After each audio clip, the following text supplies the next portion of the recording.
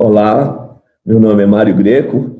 Eu inicialmente gostaria de agradecer aos organizadores do evento pelo convite. É um prazer muito grande poder dividir informações sobre cannabis medicinal. A minha formação é clínica médica, foi a especialidade que eu fiz, e fiz curso nos Estados Unidos em medicina de família. A ideia era voltar para o Brasil e depois implementar esses cursos aqui no Brasil. Acabei me envolvendo com pesquisas clínicas na Universidade de São Paulo e na Universidade da Flórida, e tenho trabalhos publicados em revistas nacionais e internacionais. A minha carreira é basicamente indústria farmacêutica, onde eu fui presidente da Bristol Myers Squibb aqui no Brasil, Pfizer nos Estados Unidos, Farmacia Upjohn nos Estados Unidos e Monsanto do Brasil. Passei mais de 20 anos nos Estados Unidos, e realmente sempre na área farmacêutica, sempre lidando com medicamentos, e posso dizer que essa é a minha especialidade. Fui convidado para falar sobre o desafio da dosagem da cannabis medicinal, e realmente é um tema empolgante, que requer bastante experiência do médico no trato de pacientes que utilizam a cannabis medicinal.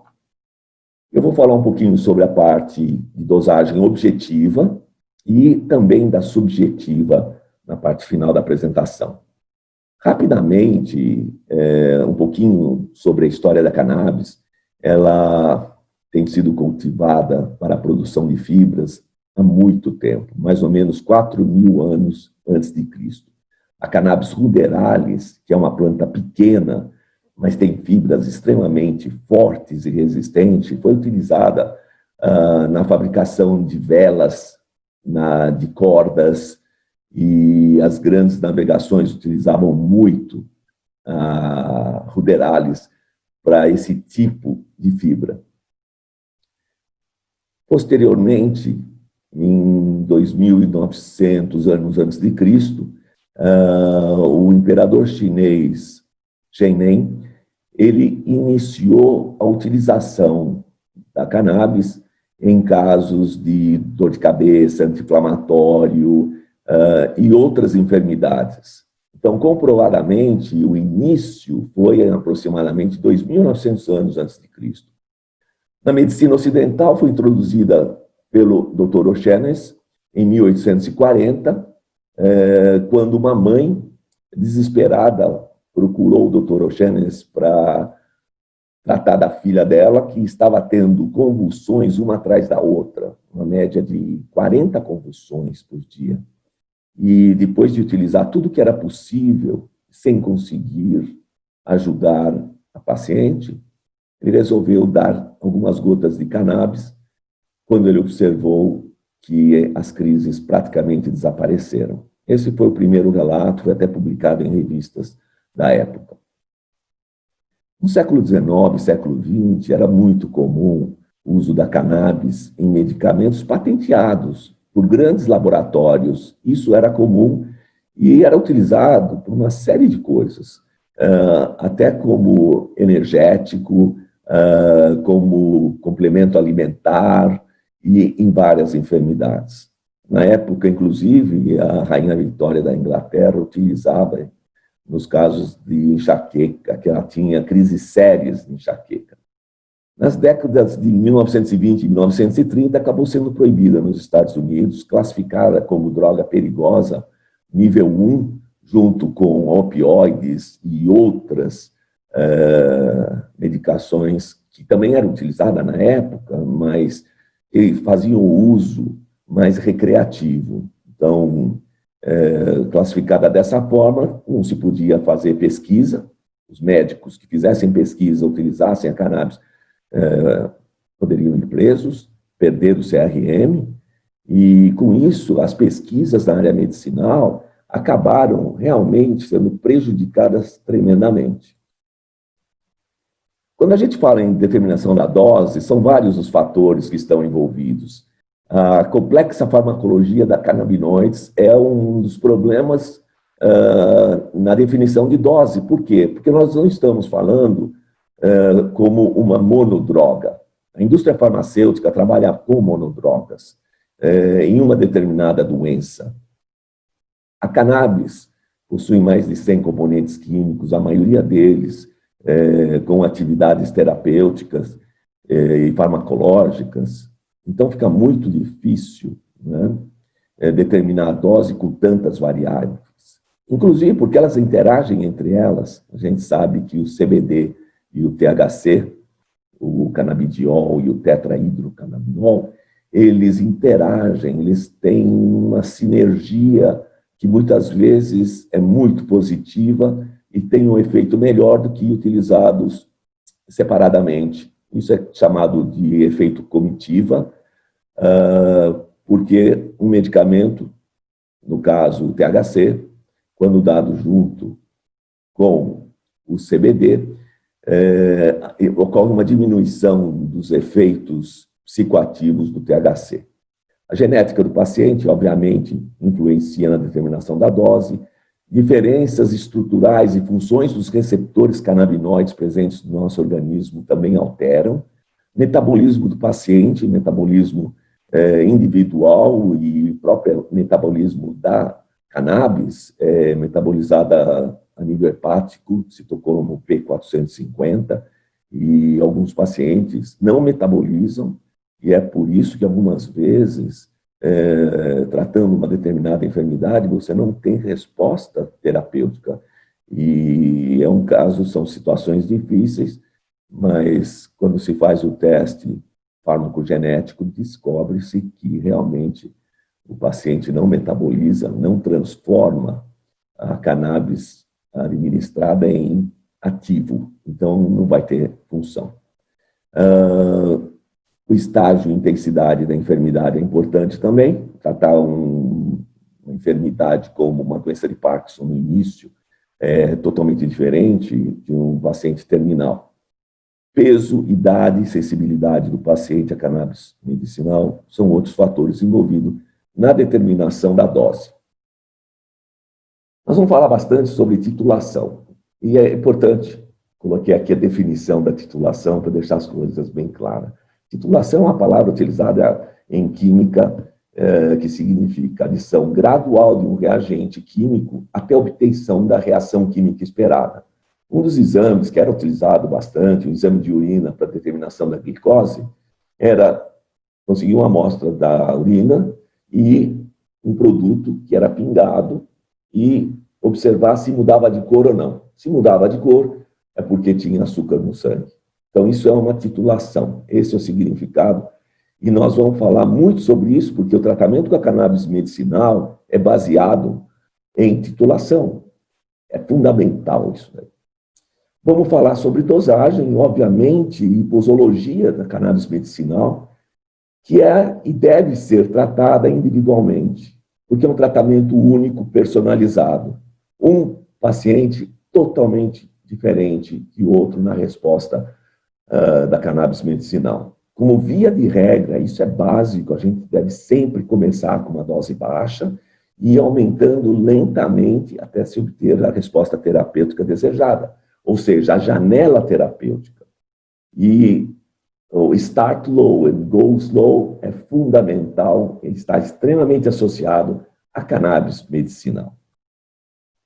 Administração. Eu vou focar na administração oral, que é a administração aprovada pela Anvisa aqui no Brasil. Eu não vou falar sobre a fumada, eu não vou falar sobre a tópica e outras. Eu vou focar no que é aprovado aqui no Brasil e o que todo mundo vai utilizar. Existe, teoricamente, a administração sublingual, que é colocada na mucosa oral, embaixo da língua. A absorção é quase que imediata e tem início em 10, 15 minutos. E a oral, que é a deglutida, sob forma de cápsulas, comprimidos, óleo, comestíveis, edibles, que requer que o CBD seja decomposto no trato digestivo, passe pela metabolização hepática, demora mais, é feito de 20 minutos a 1 hora. Eu recomendo aos pacientes a aplicação sublingual, e peço para deixar mais ou menos 1 minuto antes de deglutir. Essa é a minha experiência e é o que eu peço aos meus pacientes fazer. Bom, uma forma muito simples e que pode ser feita para determinar a dose é procurar medicamentos da indústria farmacêutica, e o Mevatil é um deles. O Mevatil é um medicamento que foi desenvolvido por uma empresa britânica, GW Pharmaceuticals. Ele é utilizado no tratamento da esclerose múltipla e alívio da espasticidade. A esclerose múltipla é uma doença degenerativa do sistema nervoso central, e ela se caracteriza por contrações extremamente doloridas no corpo inteiro, praticamente como se tivesse cãibra, sem parar, mas uma dor terrível. E descobriu-se que a associação do canabidiol com o THC responde muito bem nesses casos.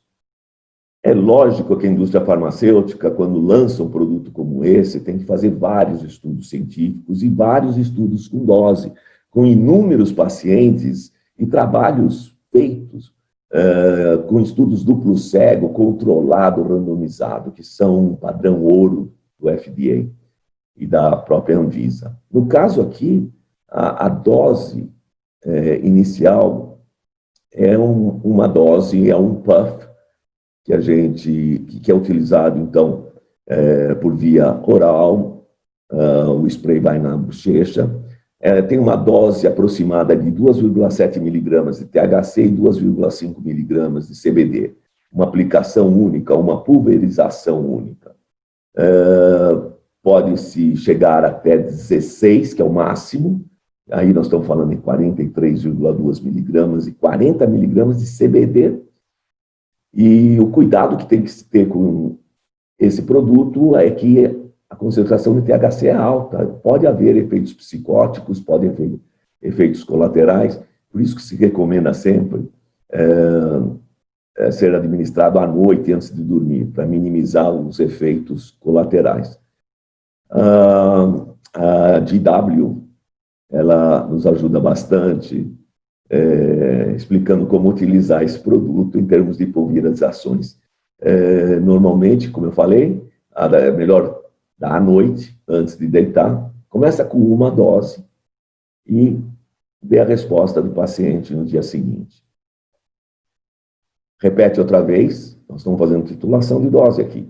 É outra dose e vai aumentando progressivamente, dia após dia, até que haja resposta do paciente. Muitas vezes o paciente responde com uma dose pequena e muitas vezes a dose é uma dose muito grande. Por isso que a continuação aqui até o 14º dia, até que se dá a dose máxima e se mantém essa dose no tratamento da esclerose múltipla. Então, isso é um exemplo de titulação. Um outro medicamento que foi lançado agora recentemente foi o canabidiol, chamado Epidiolex, produzido também pela GW Pharmaceuticals. É uma solução oral, sublingual, e é no tratamento de convulsões seríssimas, como síndrome de Dravet, síndrome de Lennox-Gastaut, onde o paciente tem 40, 50 convulsões, onde o paciente foi tratado com uma série de produtos e não obteve resposta. Inclusive, as indicações dos canabinoides é sempre quando já se tentou de tudo, e aí se utiliza os canabinoides como medicamentos salvadores. Não é tratamento curativo, ninguém vai curar com canabidiol a epilepsia e o tratamento dessas síndromes. É um tratamento paliativo que diminui o número das convulsões. A dose inicial recomendada é de 2,5 miligramas por quilo por dia, 2 vezes por dia, sendo 5 miligramas por quilo por dia. Se a gente for fazer um cálculo rápido aqui, olhando essa dose de manutenção, 10 miligramas por quilo de peso por dia. Vamos pegar um paciente adulto e para facilitar os cálculos, vamos usar 100 quilos. 100 quilos, 10 miligramas, vai dar 1 grama por dia. É muito, é uma dose realmente muito alta, e o custo, o Epidiolex deve estar custando mais ou menos R$ 2.000, e com uma dose tão alta, o produto não vai durar mais do que uma semana, né? Então, esse é um fator limitante, o preço do medicamento e a dose, quando é necessário, uma dose muito alta. Recentemente, nós tivemos a introdução no mercado brasileiro do medicamento à base de CBD, que é o canabidiol pratidonaduse. Vocês devem notar que o nome é canabidiol pratidonaduse, porque a Anvisa não permite que se ponha nomes fantasia para os canabinoides. Então, qualquer empresa que for lançar, se a Pfizer resolver lançar um canabidiol, vai ser canabidiol Pfizer, canabidiol Bristol Myers Squibb e assim por diante. Esse produto da Prati, ele vem em frascos de 30 mililitros, concentração total 6.000 miligramas e 200 miligramas por mililitro. Nós vamos ter que fazer uns cálculos para saber exatamente qual é a miligramagem que nós vamos dar nas diferentes enfermidades. E aqui, no caso, a dose máxima é 25 miligramas por quilo por dia. Se eu voltar e pegar aquele paciente de 100 quilos, multiplicar aqui, vai dar 2.500 miligramas, 2,5 gramas. O total no frasquinho de 30 tem 6.000. Então, nós estamos falando praticamente de menos de que 3 doses. O vidrinho daria para 3 dias, vamos dizer assim. Então, esse é um dos problemas. As pesquisas recentes têm mostrado tratamento de câncer, por exemplo, que é utilizado o canabidiol, doses altíssimas. São doses de 2, 3 gramas por dia para o tratamento. Então, é um tratamento que é praticamente inacessível para a maioria das pessoas. O interessante aqui do produto da Prati é que a indicação terapêutica do produto será determinada pelos profissionais médicos na prescrição. Então, ficou amplo. Você pode usar esse produto para todas as indicações que você quiser. E, realmente, para mim, foi uma surpresa encontrar isso na bula. Porque, normalmente, a Anvisa ela exige estudos clínicos em determinadas doenças, não deixar assim amplo que pode ser usado para qualquer coisa. Mas é uma vantagem, porque a gente pode utilizar em doenças que a gente sabe que tem eficácia comprovada. Marinol é um medicamento sintético com THC. THC praticamente puro, sintético. Esse é um produto que foi lançado há mais ou menos 30 anos nos Estados Unidos. E ele é usado como paliativo para doenças como AIDS, câncer, anorexia, caquexia, porque ele estimula o apetite. Esses pacientes que não conseguem se alimentar, que têm problemas com medicamentos, eles usam o Marinol, que é excelente. E a gente sabe que a cannabis tem um efeito, principalmente o THC, de aumentar o apetite, né? A tradicional larica dessas pessoas que utilizam recreativamente a cannabis referem fome. E aqui está o produto que realmente age dessa forma. É um produto da Abbott. E a outra vantagem, né, como eu disse anteriormente, ela dá exatamente a dose que você tem que dar para o paciente para obter o efeito desejado. Um outro medicamento que foi lançado também nos Estados Unidos, mais ou menos na mesma época, é o Cesamet, ou Nabilone. Esse é um produto também derivado do THC, indicado como antináuseas, antiemético em pacientes que fazem tratamento de AIDS e câncer. A quimioterapia causa muitas náuseas, vômitos, os pacientes passam mal, sofrem muito, e esse produto funciona tremendamente. E vocês devem estar perguntando por que não veio para o Brasil. A resposta é muito simples: por ser um THC, a preocupação da Anvisa é que esse produto poderia ser utilizado com outras finalidades recreativas, de utilizar para ficar energizado e ter o efeito que não é o efeito medicinal que é recomendado aqui no caso. Doses dos canabinoides, elas variam de dose baixa para até alta. Então, essa definição de dose são aquelas que são utilizadas, por exemplo, em casos de insônia, ansiedade, cefaleia, são doses baixas.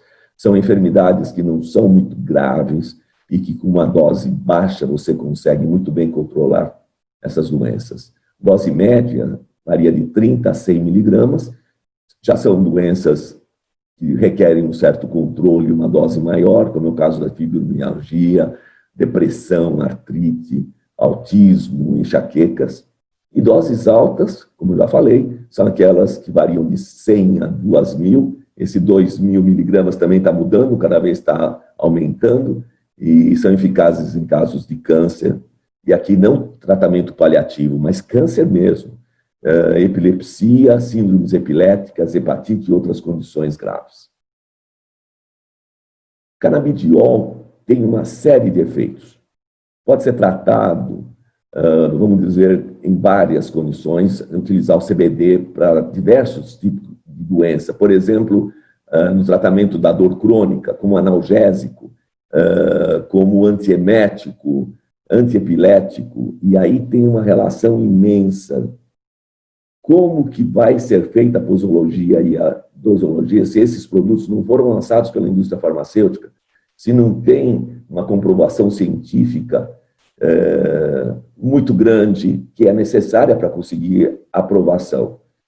Então, é uma dificuldade a determinação da dose nesses casos em que o produto não está aprovado, a indicação não está aprovada.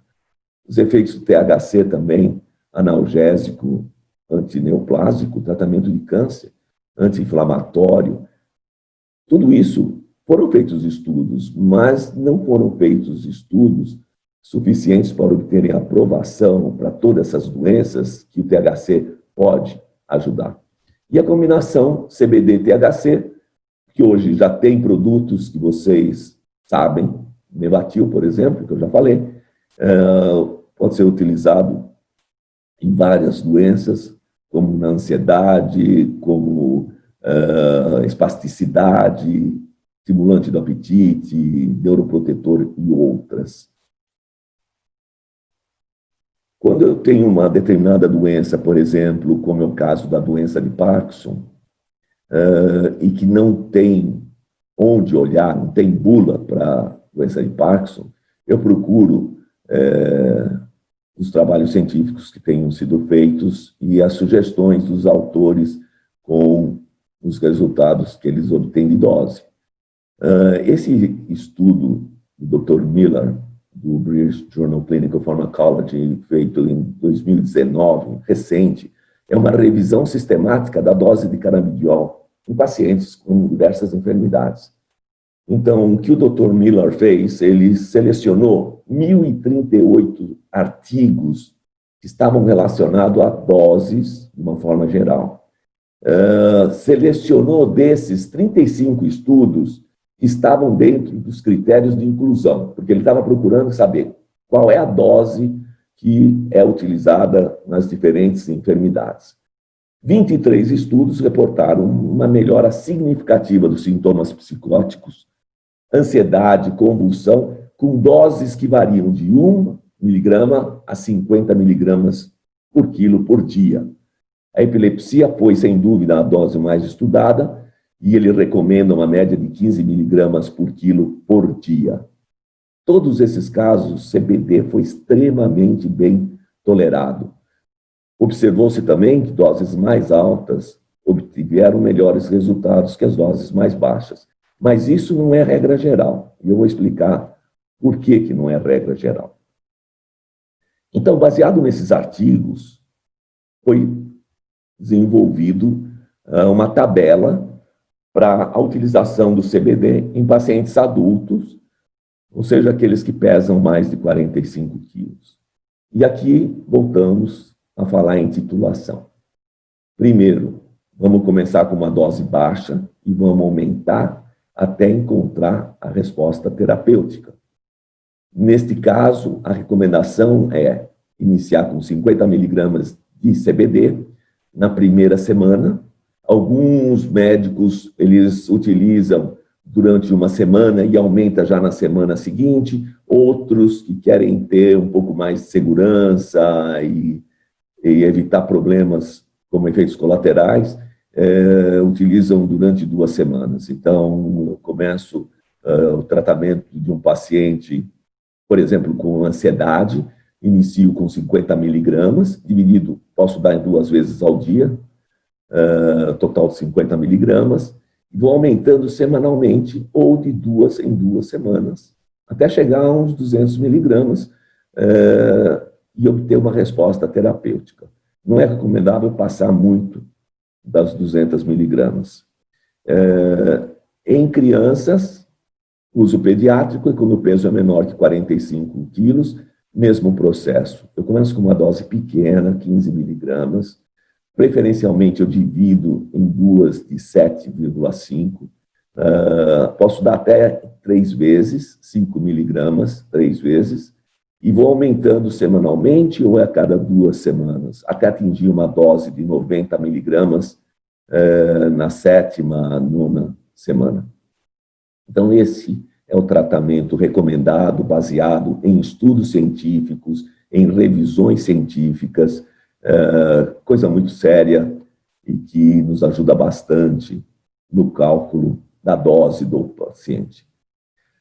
Uma coisa muito importante é que hoje a Anvisa permite a importação individual de CBD, do canabidiol, e o paciente, o que ele tem que fazer é conseguir uma prescrição do médico.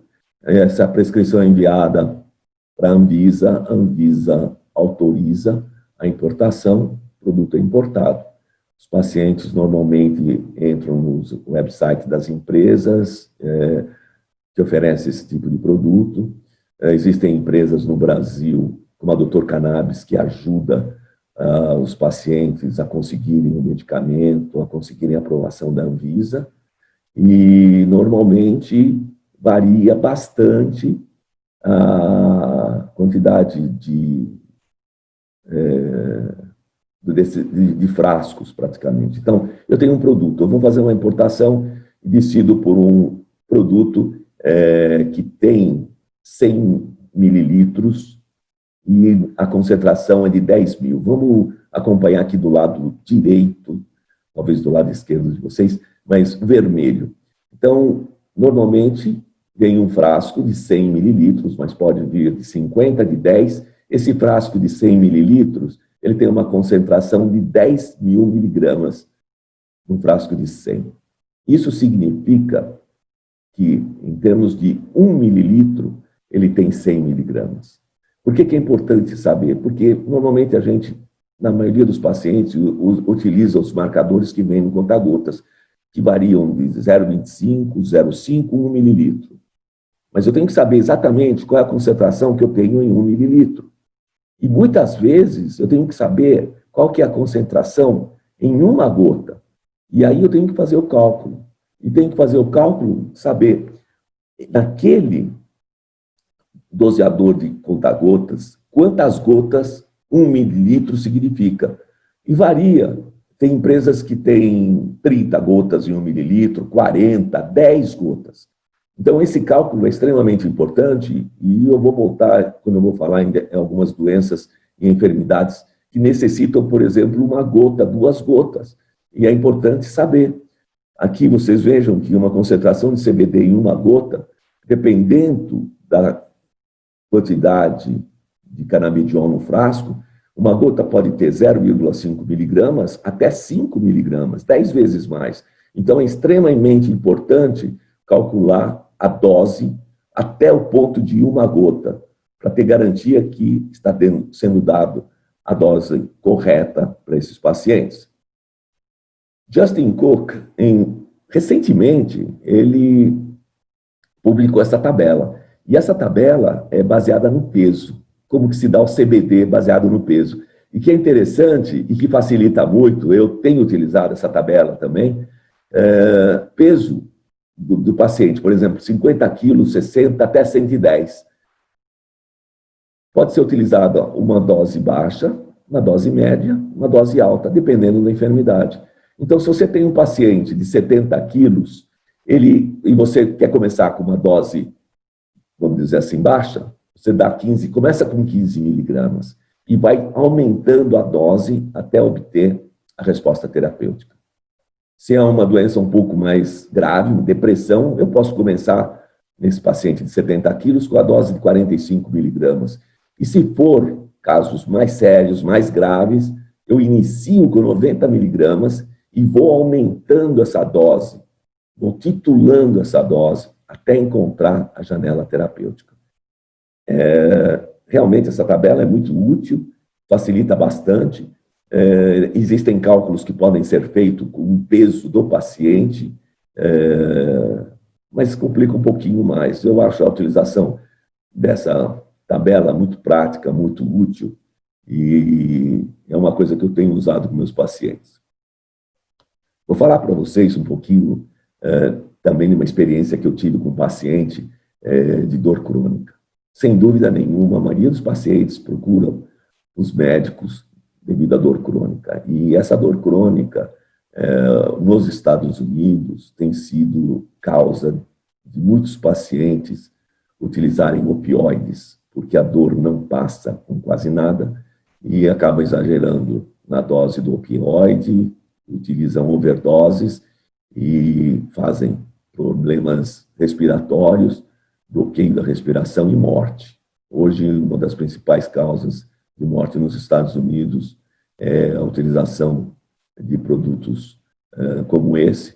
No Brasil, um exemplo é o tramadol, o tramal. Então, esse paciente é uma paciente de 65 anos aproximadamente, me procurou devido a muita dor e uma hérnia de disco na região lombar. Eu prescrevi extrato de cannabis, full spectrum, que quer dizer que a maior concentração é CBD, mas tem todos os outros componentes, uma porcentagem pequena, e que tem também THC, mas tem uma porcentagem de 0,3 miligramas, é muito pouco, mas o suficiente para ajudar o CBD. Então, o vidrinho tem 5.000 miligramas. 5.000 miligramas em 100 ml, o que significa que em 1 ml tem 20 gotas, e eu comecei o tratamento da seguinte forma. Eu fiz diferente porque eu queria determinar a dose dessa paciente. Eu expliquei para ela avaliar a dor dela em uma escala de 0 a 10. Que nota que ela daria para a dor dentro dessa escala de 0 a 10? Ela deu 9, deu uma dor significativamente alta e próximo do máximo. E eu iniciei com 50 miligramas. Se vocês observarem lá em cima, 5.000 miligramas 100 ml, 1 ml vai ter 50 miligramas. A administração sublingual, expliquei direitinho como que tinha que fazer a aplicação, e avaliei 30 minutos mais tarde o que tinha acontecido. Ela referiu que a dor não tinha sido alterada, era a mesma. Pedi para repetir o procedimento, dessa vez com 2 ml, ou seja, 100 miligramas, e avaliar outra vez a dor depois de 30 minutos. Ela referiu que a dor já não era tão intensa, e quando eu perguntei na escala, ela falou, olha, deve estar por volta de 5.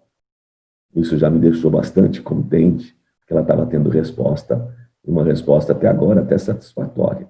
Reduziu a dor pela metade.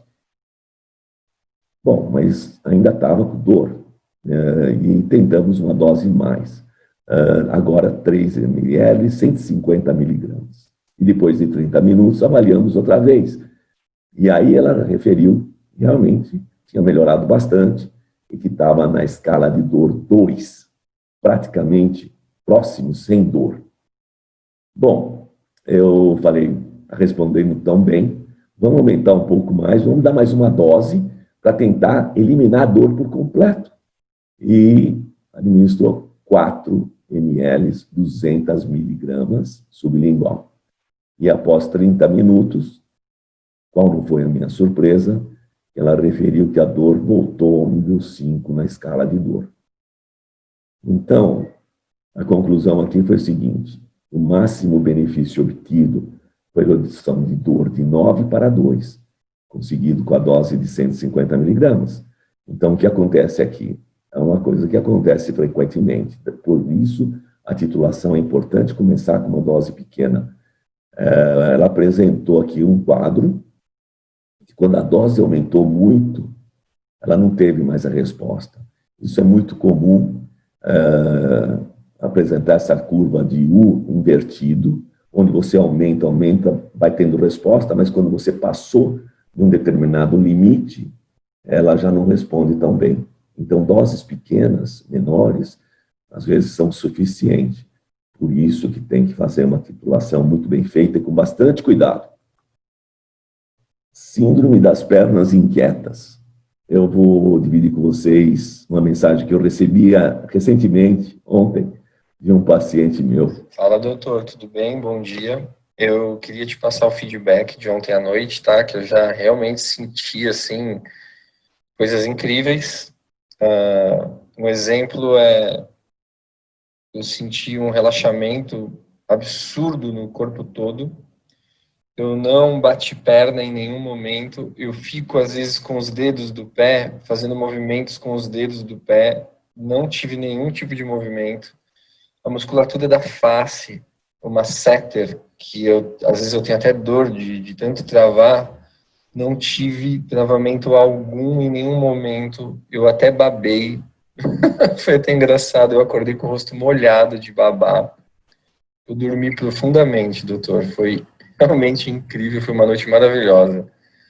Muito obrigado. Eu estou louco para continuar testando aqui e analisando as sensações físicas. Uma coisa que aconteceu que eu achei bem interessante foi eu estava assistindo TV, eu percebi uma onda na minha cabeça, uma onda bem leve, e as cores, enquanto eu estava assistindo TV, eu percebi que as cores, enquanto estava essa onda, ela ficava um pouco mais intensa, e depois, sabe, passa, aí fica intenso, passa, tipo uma onda mesmo na cabeça, assim, muito bom mesmo, eu gostei demais, demais. Tá legal? Obrigado, viu? Conforme for acontecendo novidades aí, eu vou te atualizando. Muito obrigado. Bem, eu sempre recebo as informações de como os pacientes estão indo, porque eu faço acompanhamento semanalmente com eles da dose, e sempre recebo um feedback e achei importante dividir essa informação com vocês.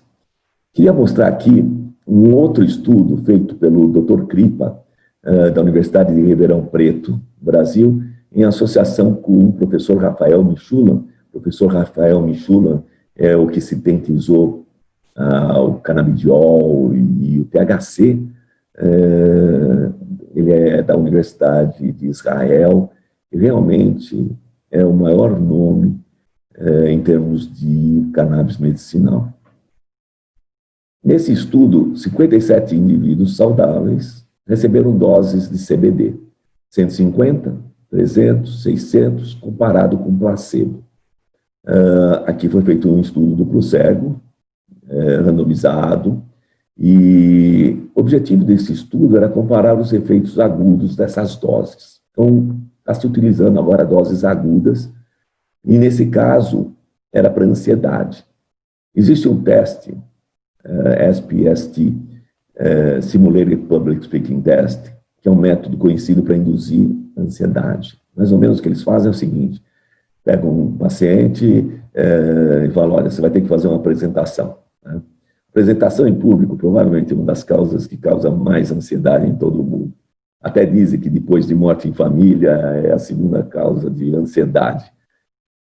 Então, o que aconteceu? Fizeram esse estímulo para que induzisse ansiedade e 30 minutos antes da apresentação deram essas doses, 150, 300, 600. E o que aconteceu? A dose de 300 miligramas foi a que realmente reduziu significativamente a ansiedade durante o teste. Então, a conclusão desse estudo do Dr. Kripa, Dr. Michulan, foi que os achados confirmam as propriedades ansiolíticas do CBD, de acordo com os resultados de estudos que apresentam curvas de dose e resposta em formato de U invertido. O que quer dizer o seguinte: a dose que eles encontraram foi de 300 miligramas. 600 miligramas já não teve o mesmo efeito, por causa do formato de U invertido da dose e resposta. Muito semelhante ao que eu utilizei naquela paciente com dor crônica. Então, isso é muito interessante, realmente. E determinação de dose para ansiedade aguda até coincidiu com outros autores, como Zuari em 2017 e Linares em 2019, com os dados do Dr. Kripa. Ansiedade com o uso de CBD está mais do que confirmado, mas ansiedade com THC tem sido pesquisado, e aqui também a ansiedade, o efeito ansiolítico, ele responde melhor com doses baixas de THC. Quando utiliza doses altas, você estimula a ansiedade e piora tremendamente o quadro clínico do paciente. Uma vez mais, ansiedade crônica, baseada em estudos clínicos, começa com uma dose de 25 miligramas, aqui na ansiedade crônica, e vai aumentando devagarzinho, né, até atingir uma dose máxima. E isso são informações baseadas em estudos clínicos. Eu estou observando aqui que tem uma alteração IAT, que seria, por exemplo, 2,5 miligramas, 5 miligramas, 7,5, 10 e assim por diante. Então, desculpem pela falta da vírgula aí. Considerações práticas na administração de cannabis medicinal e doseamento do European Journal of Internal Medicine: doses maiores que 20, 30 miligramas de THC tem um risco de psicoatividade, então, e eventos adversos. Então, não é recomendado utilizar uma dose muito alta. A dose correta de THC é aquela dose que produz o melhor benefício terapêutico sem eventos adversos, sem efeitos colaterais. 5 miligramas de THC normalmente é bem eficaz e é bem tolerado.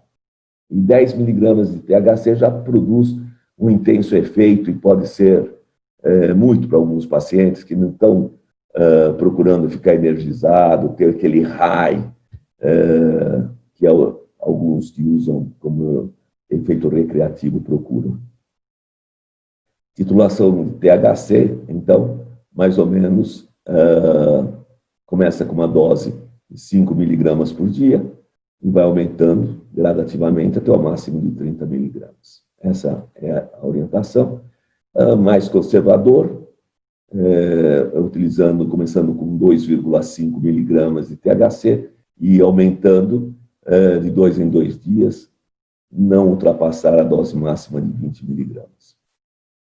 Bom, eu espero que tenha ficado bem claro como utilizar o canabidiol, o THC, como fazer a titulação e tudo isso, apesar de serem doses determinadas, claras, vocês vão observar que seus pacientes vão responder diferentemente a essas doses. Por quê? Porque também existe, eu vou falar aqui entre parênteses, a dosagem subjetiva, né? Então, o que é essa dosagem subjetiva? Existe o sistema endocannabinoide, que foi descoberto mais ou menos em 1980, onde o nosso organismo possui o sistema que controla outros 11 sistemas do nosso organismo. Então, o sistema endocannabinoide é como se fosse uma sala de comando no nosso organismo, controlando todos esses outros sistemas orgânicos que existem no nosso organismo. Uma revisão feita por Patchers and Cummins em 2013 concluiu que, se a gente conseguir modular o sistema endocannabinoide, a gente tem uma ferramenta importante para o controle de uma grande maioria de enfermidades que afetam a humanidade. Todas essas que vocês estão vendo aí podem ser tratadas e controladas pela utilização de canabinoides, e isso é realmente fantástico.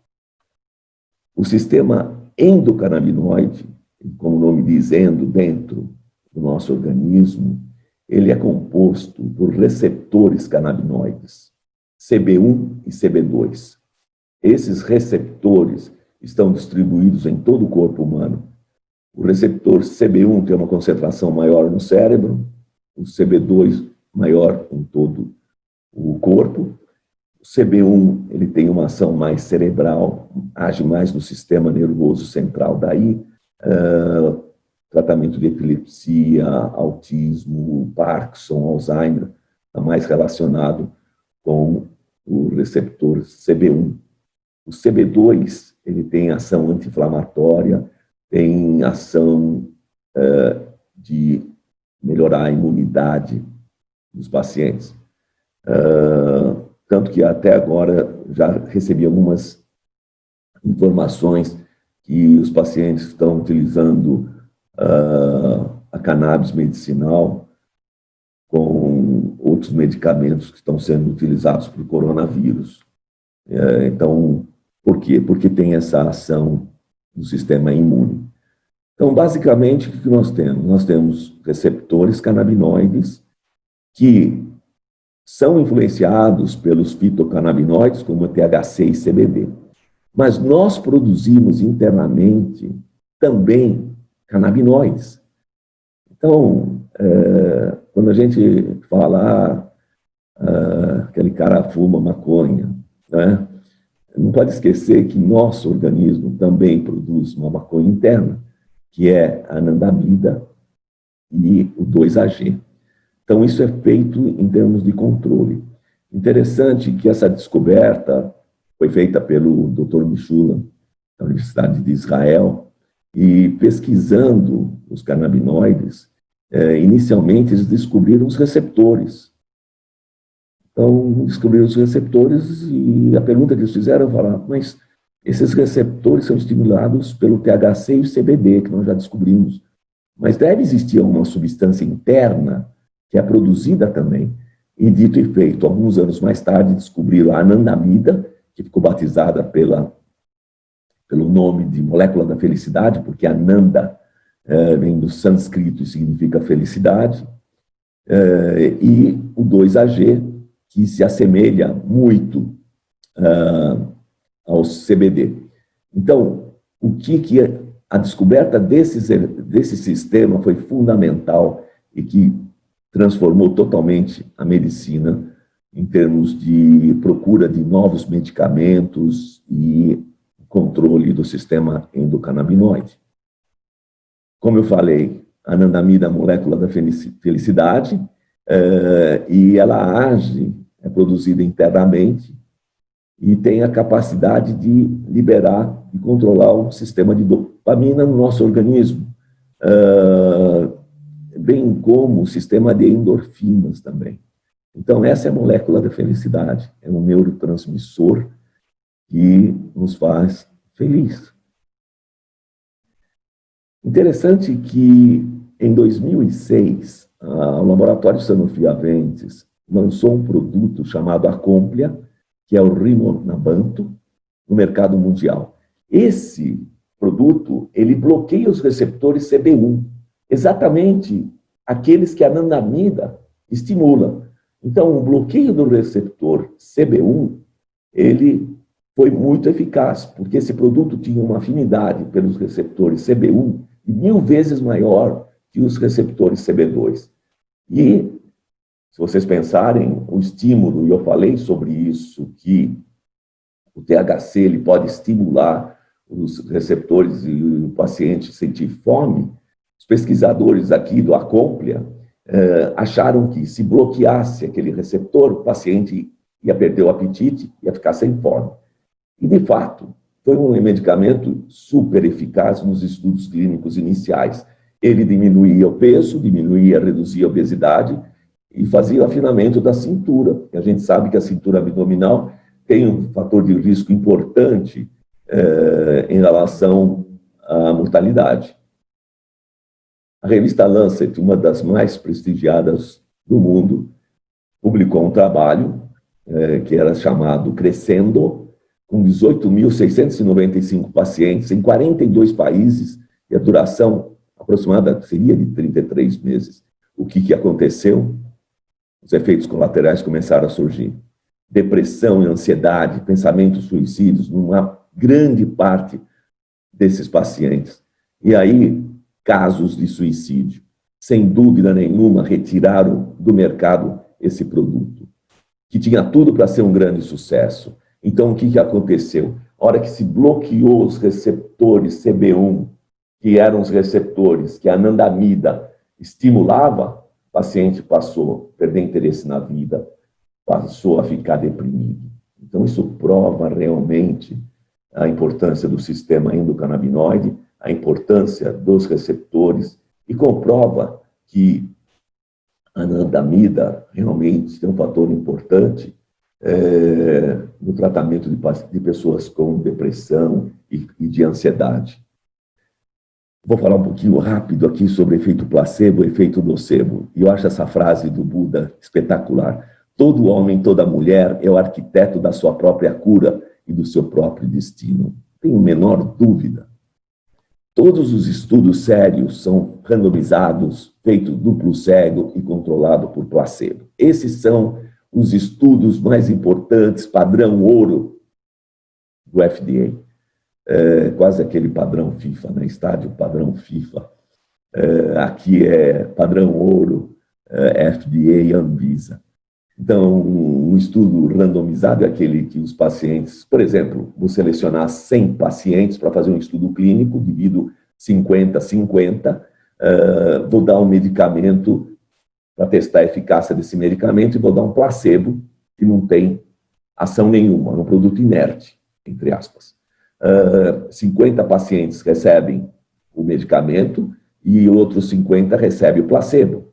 Duplo cego significa nem o médico ou o profissional de saúde que está fazendo o estudo sabe qual foi o medicamento que o paciente recebeu. E nem o paciente sabe também. Então, esses são estudos realmente que têm uma eficácia muito grande, melhor tipo de estudo para fazer.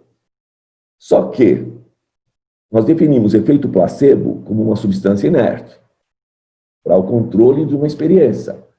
Só que, algumas vezes, ela tem um efeito benéfico. E o efeito nocebo é o oposto do efeito placebo.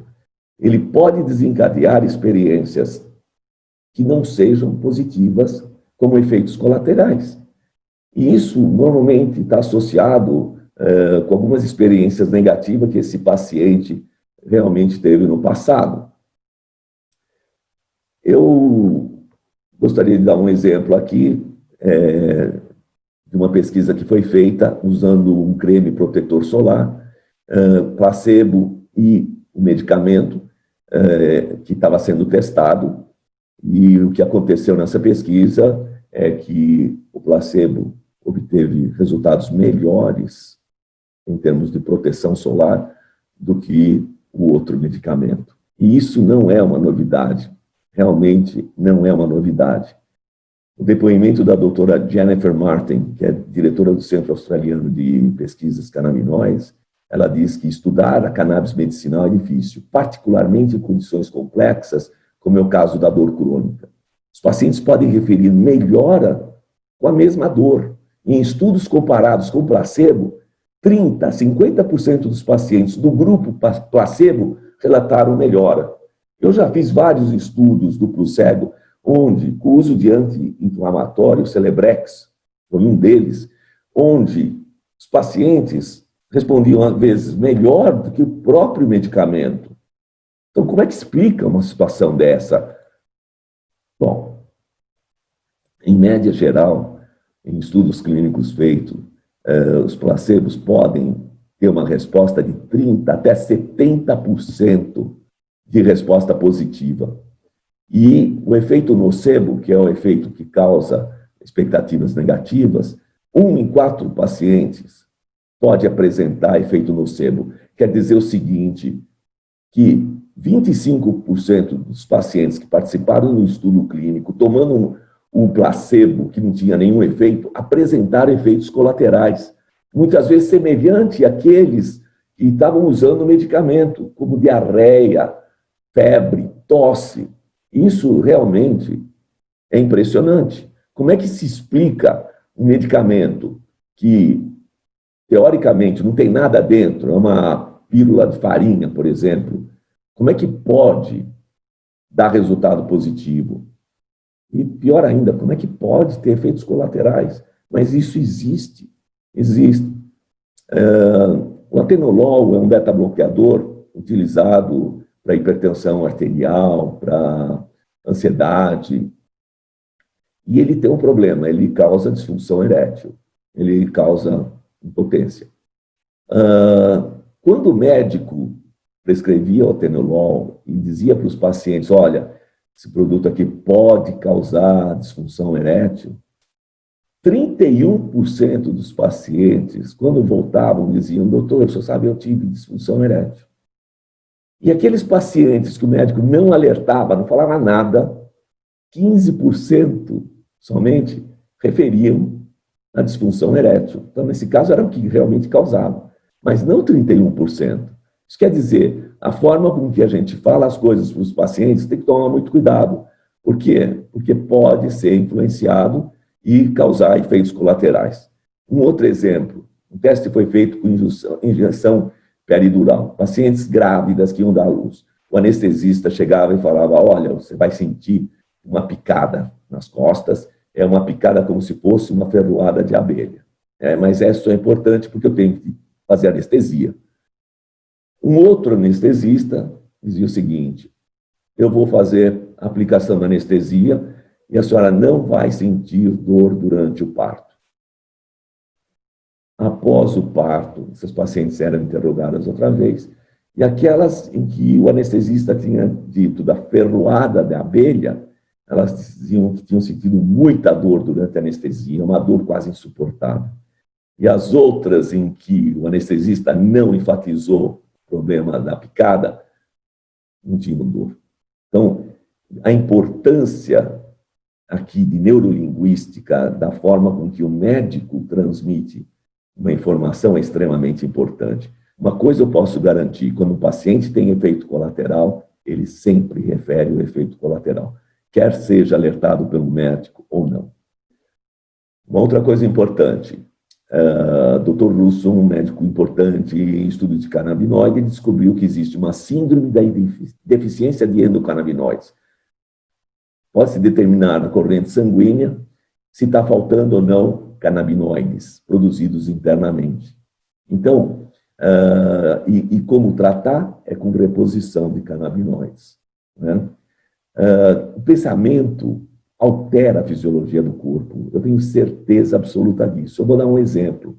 Imagine você pegando um limão, cortando esse limão ao meio, espremendo ele na boca e sentindo aquele aroma cítrico e o suco de limão penetrando suas papilas gustativas intensamente e você salivando. Eu posso garantir que a maioria de vocês deve ter salivado. Mas como que salivou? Não tem limão? Isso prova que a nossa mente tem o poder de alterar a fisiologia do nosso corpo. É um jogador de golfe, Lee Trevino, que antes de dar uma tacada de golfe, ele parava e pensava e dizia, eu quero embocar essa bola. E aí ele batia. É uma tática que ele usava. E se deu muito bem, foi considerado um dos maiores golfistas no mundo. Um outro exemplo, atividade física. Quando você faz atividade física praticamente extenuante, após você tem uma sensação de relaxamento, de bem-estar muito grande, tanto que muitos atletas se viciam nesse efeito da atividade física. Isso daí também é uma influência importante do nosso corpo, dando uma resposta importante e satisfatória. Muitos pacientes com câncer, eles ficam imaginando, fazendo meditação, imaginando que o tumor deles está sendo atacado por raios, está sendo atacado por piranhas, e estão comendo e diminuindo.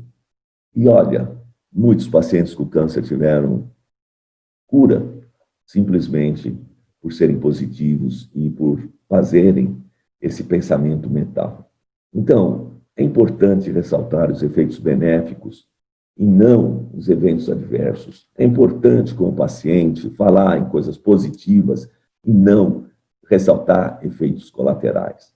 Então, o sistema endocannabinoide está muito relacionado com pensamentos e relacionamentos positivos. Quando nós participamos de um relacionamento que é muito positivo, que é muito bom, você ativa o sistema endocannabinoide, você libera a anandamida, que libera a dopamina, e você tem um bem-estar, uma felicidade e uma alegria muito grande.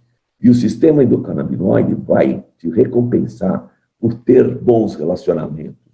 Aquele amor incondicional que nós temos pelo nosso filho nos faz tão bem que você sente aquela felicidade, aquela alegria de viver. Por outro lado, pensamentos e relacionamentos negativos bloqueiam o sistema endocannabinoide, bloqueiam a anandamida e não libera a dopamina e endorfinas. Conclusão, funciona mais ou menos como aquele produto, o Rimonabant, que foi proibido. Você tem ansiedade e você tem depressão. Rapidamente, para finalizar, uma outra forma de consumir produtos que tenham canabinoides são alguns alimentos que são bastante ricos, por exemplo, a manga, chocolate negro, semente de cânhamos, que está disponível nos Estados Unidos, em qualquer supermercado, e todos esses que estão aí, inclusive o ouriço do mar, que alguns restaurantes japoneses oferecem. E para quem gosta, ótimo, vai melhorar o teu nível de canabinoide e ajudar você a ser mais feliz, mais alegre e realmente desfrutar a vida melhor. E, finalmente, uma coisa que é importante também é o estilo de vida para aqueles pacientes que fazem tratamento com cannabis. E talvez quero recomendar para a maioria dos pacientes uma alimentação rica em ervas, praticamente utilizar ervas como suplemento alimentar, não fumar nicotina, alimentar o uso de álcool, praticar exercício, praticar yoga, pilates, acupuntura, para reduzir o estresse, incorporar tratamento corpóreo, massagem mental, meditação, aumentar a ingesta de ácidos graxos, dieta em sementes de cânhamo, vegetais e fruta, reduzir o açúcar e realmente procurar comer carnes e ovos de animais não confinados. Obviamente, perder peso. A gente sabe que perdendo peso também você tem um alívio muito grande na dor crônica e em outras enfermidades. Então, basicamente, é isso que eu tinha para falar para vocês. Eu me encontro à disposição, caso vocês necessitem, para tirar alguma dúvida. Está aí meu contato, meu celular. E também, tudo que eu falei tem referências bibliográficas. É só pedir, é só telefonar, eu mando para vocês. Então, uma vez mais, eu quero agradecer. Foi um prazer muito grande dividir essa experiência com todos vocês. Muito obrigado.